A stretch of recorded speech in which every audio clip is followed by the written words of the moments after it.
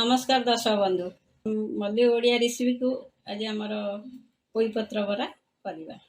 देखो किसी पोईपत्र मुझे चुन चुन कर काट देती कतोटी पोईपत्र मुझे रखी गोटा पोईपत्र भी हो पार चुन चुन पोईपत्र भी हो पार आधे मसला दवापाई ग्राइंडिंग कर देती शुक्ला लंका और रसुण आउ कि 100 ग्राम भाया रखी हूँ बेसन ताधे लुण हली अध अध चामच दे देती तेल कढ़ा बसी बर्तमान बेसन ले मसला पकेवा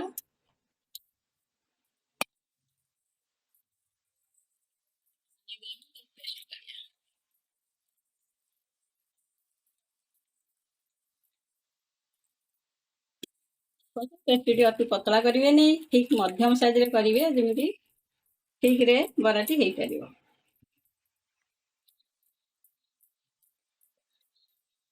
देखो ये साइज रे गोलेबे अति पतला गले से पोई पत्र लगनी एबे गोटा पोई पत्र बरा करवा चुन चुन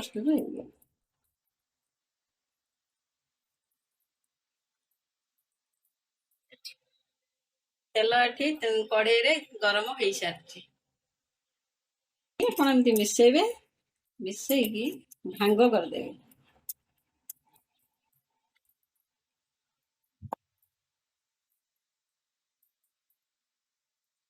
ये साइज रे करदेले देखो आग पछ सब बेसन ठीक रे लागिला बराटी भल भाव भल हो पार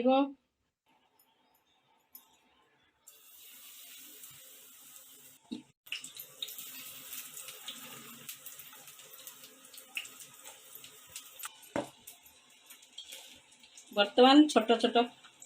करथिबा पोईपत्र कटा होता बेसन ले गोलेकी आउ जा अच्छी अवशिष्ट सब बरा करवा बेसन सहित पोईपत्र को भल भाव गोले दबा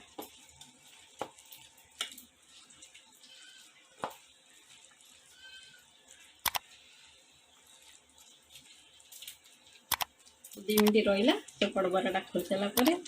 से बरा बनवा पोईपत्र बराटी नौटा देखो तार संपूर्ण हो गला खोलनी नवा चुन चुन कर काटी रखि पत्रटी बर्तमान बेसन ले गोला है देखो ताधे बेसन ले गोला है भल भाव बरा बरा बनवा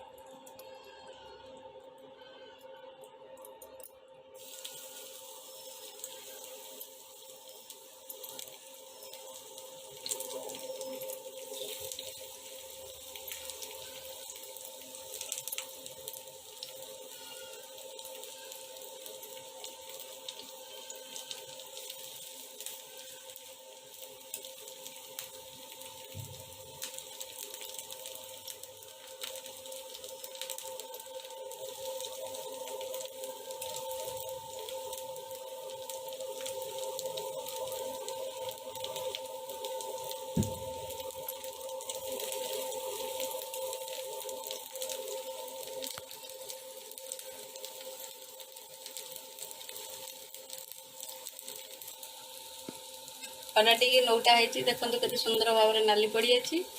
आ कि समय पर एपट हो खोली दबा बर्तमान बराटी प्रस्तुत हो सारी बर्तमान प्लेट में खोल दबा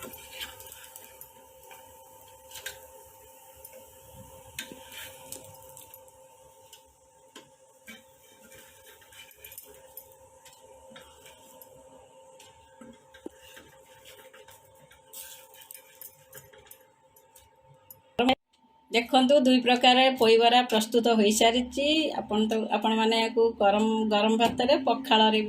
गरम गरम खाईपर बहुत टेस्ट लगे घरे बनई खाई मत कमेंट माध्यम जनइबे।